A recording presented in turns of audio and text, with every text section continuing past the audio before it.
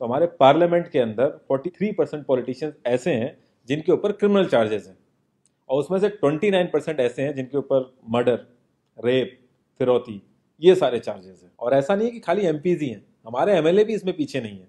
अगर मैं 2015 दिल्ली इलेक्शन की बात करूं तो उसमें 70 में से 43 नेता ऐसे जीत के आए थे जिनके ऊपर क्रिमिनल चार्जेस थे। और अगर करंट की बात करें तो 37 एमएलए ऐसे हैं जिनके ऊपर क्रिमिनल चार्जेस हैं। और ये ऐसा नहीं है कि किसी ने आरोप लगा दिया या एफआईआर है, ये वो चार्जेस हैं जो सुप्रीम कोर्ट के अंदर फ्रेम हो चुके हैं। मतलब पुलिस गई है वहां पे, उसको एविडेंस कंफर्म हुए, आई विटनेसेस मिले हैं, ये वो चार्जेस हैं।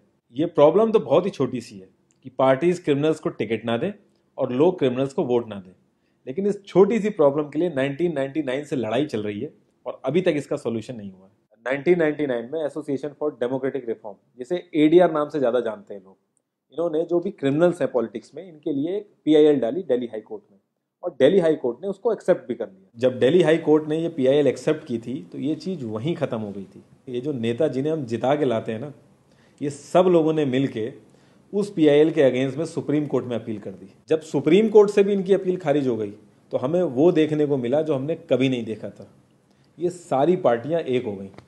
जब हमारे देश की सिक्योरिटी की बात आती है, उरी अटैक हो गया, बालाकोट हो गया, या हमले वाली सिचुएशन बनती है, तब भी ये पार्टियां एक नहीं होती। लेकिन इस चीज़ के लिए ये सारी पार्टियां एक हो गई थी, और ये सारी चीज़ें एक ही जगह आके फंस जाती हैं। इंडिया के कानून के हिसाब से जब तक किसी भी आदमी के ऊपर फाइनल जजमेंट नहीं आता तब तक वो बेकसूर है, और उसी चीज़ का फायदा उठता है। अगर कोई आईएएस की तैयारी कर रहा है और उसके ऊपर क्रिमिनल चार्जेस हैं तो उसे ऑफर लेटर नहीं मिलेगा, यहाँ तक कि क्लर्क की जॉब के लिए उसको दिक्कत आ जाएगी। लाखों कैदी ऐसे हैं जिन पर अभी जजमेंट नहीं आया है, जो अंडर ट्रायल है, उनको जेल में डाल रखा है। तो ये सारी चीज़ें जो एप्लीकेबल होती हैं सिर्फ पॉलिटिशियंस के लिए होती हैं, बाकी किसी के लिए नहीं। इतने बड़े सांसदीय क्षेत्र में पार्टियों के लिए इतना मुश्किल हो जा रहा है ऐसा कैंडिडेट ढूंढना जिसका कोई क्रिमिनल रिकॉर्ड ना हो। एडीआर की रिसर्च के हिसाब से क्रिमिनल कैंडिडेट के चांसेस 3 गुना ज्यादा होते हैं जीतने के क्लीन कैंडिडेट के मुकाबले। एक क्रिमिनल कैंडिडेट मनी और मसल पावर का परफेक्ट कॉम्बो बन जाता है। पार्टी के लिए फंडिंग इकट्ठी करनी हो, self financing, black money, campaigning के लिए फाइनेंस इकट्ठा करना हो, हर एक चीज में माहिर होते हैं।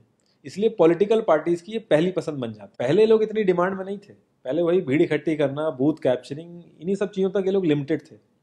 लेकिन ये जैसे जैसे इनकी वर्सेटैलिटी बढ़ती गई, ये पॉलिटिकल पार्टीज की पहली पसंद बनते गए।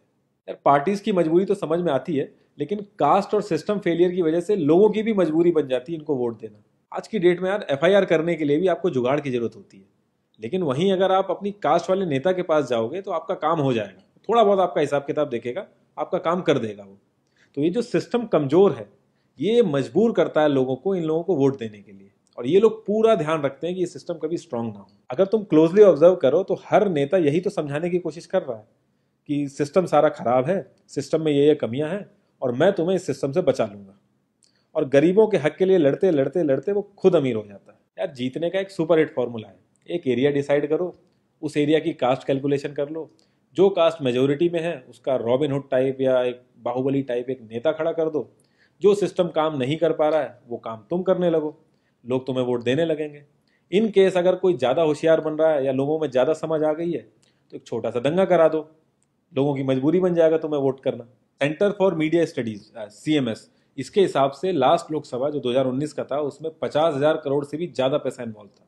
पूरे वर्ल्ड में इंडिया सबसे ज़्यादा पैसा खर्च करता है इलेक्शन में, यूएसए से भी ज़्यादा।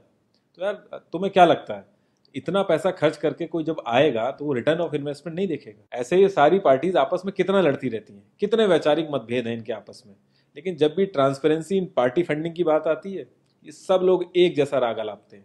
ये लोग कभी भी पार्टी फंडिंग में ट्रांसपेरेंसी आने ही नहीं देंगे। एक बार जब ये लोग पावर में आते हैं ना तो पूरा का पूरा सिस्टम इनके हिसाब से चलता है, और जो पुलिस वाले इनके हिसाब से नहीं चलते ना उनका ट्रांसफर हो जाता है। 144 पुलिस ऑफिसर्स 1 लाख लोगों की सिक्योरिटी देख रहे हैं, और जब हमारे नेताओं की बात आती है तो 47,000 पुलिस वाले 14,842 नेताओं को सिक्योरिटी दे रहे हैं। अब बाहुबलियों को क्या जरूरत है सिक्योरिटी की? कभी किसी क्रिमिनल को देखा है जिसके आगे पीछे आईएएस पीसीएस पुलिस वाले जी हजूरी कर रहे होते हैं? बहुत ही वर्स्ट सीन होता है वो। हर साल रिपोर्ट्स आती हैं कि 75% से भी ज्यादा लोगों को पुलिस पे भरोसा ही नहीं है। इंडिया एक लौती ऐसी जगह है जहां पे पुलिस को देख के इंसान सेफ फील करने की बजाय डरता है। एक 15 साल के बच्चे तक को पता है कि आईपीएल में सट्टा लगाने के लिए किसके पास जाना है, लेकिन हमारी पुलिस को नहीं पता। और ये सारा सिस्टम, ये जो वीक सिस्टम है, हमारे नेताओं को बहुत सूट करता है, क्योंकि जिस दिन ये स्ट्रांग हो गया तो इन सब की दुकानें बंद हो जाएंगी। इंडिया की 65% आबादी 35 की एज से नीचे है, जो हमारा लोकसभा है उसकी एवरेज एज है 54 और राज्यसभा की एज 63.5 है। एक दो केस अगर छोड़ दें तो आम आदमी के लिए पॉलिटिक्स में घुसने का रास्ता नहीं है। अगर आप गूगल पे सर्च करोगे ना टॉप 10 यंग पॉलिटिशियंस, तो एक भी नाम उसमें ऐसा नहीं होगा जिसका कोई फैमिली से पॉलिटिकल कनेक्शन ना हो। आज़ादी के बाद से 0.5% से भी कम पॉलिटिशियंस ने अपने बच्चों को आर्मी में भेजा है। वहां नहीं भेजते ये लोग। हम लोग इनसे मैनिफेस्टो में डिमांड ही कहाँ करते हैं। हम तो बस रिलीजियस मुद्दे देखते हैं मैनिफेस्टो में और खुश हो जाते हैं। इंडिया ने ब्रिटिश पार्लियामेंट्री सिस्टम अडेप्ट किया और उसमें एक बहुत ही इंपॉर्टेंट चीज़ है शेडो कैबिनेट, वो हमने छोड़ दी।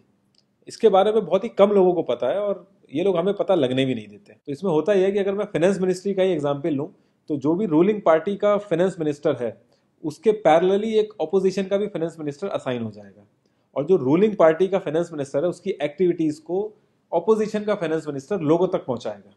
और इसी तरीके से हर डिपार्टमेंट में होता है और लोगों के लिए बड़ा बेनिफिशियल रहता है ये। क्योंकि एक छोटे से छोटे काम के लिए हमारे इंडिया में बहुत सारी मिनिस्ट्री इन्वॉल्व रहती हैं, तो एक्चुअल में किस नेता की गलती है पता ही नहीं चल पाता है। इस तरीके के बहुत सारे कॉन्सेप्ट हैं जो हम लोगों को पार्टी से मैनिफेस्टो में डिमांड करने चाहिए, क्योंकि हम लोग तो हमेशा मंदिरों और मस्जिदों के लिए ही लड़ते हैं। ये सारी चीजें एकदम से तो सही हो नहीं जाएंगी, लेकिन एक चीज हमारे हाथ में है कि यार हम कम से कम किसी क्रिमिनल को तो वोट ना दें। और ऐसा तो होता नहीं कि सारे के सारे लाइन से क्रिमिनल ही खड़े हो जाते हैं। हमें बस इतना करना है कि जो भी कैंडिडेट क्रिमिनल है हमें बस उसे वोट नहीं देना है, भले ही वो हमारी फेवरेट पार्टी का हो, भले ही वो हमारी कास्ट का हो। बस एक दो बार हमें ऐसे करना है, फिर इन लोगों को टिकट ही मिलना बंद हो जाएगा पार्टियों से। जितनी रिसर्च हम अपना मोबाइल फोन खरीदने में करते हैं ना, उसकी 10% रिसर्च भी अगर हमने अपने कैंडिडेट के बारे में कर ली तो ये क्रिमिनल जितने भी हैं पार्लियामेंट में नहीं दिखेंगे, ये वहीं दिखेंगे जहां इनको होना चाहिए। लास्ट में एक ही क्वेश्चन पे मैं इस कॉन्वर्सेशन को एंड करूंगा कि पॉलिटिक्स अगर समाज सेवा है तो सैलरी क्यों, और अगर नौकरी है तो एग्जाम और क्वालिफिकेशन क्यों नहीं।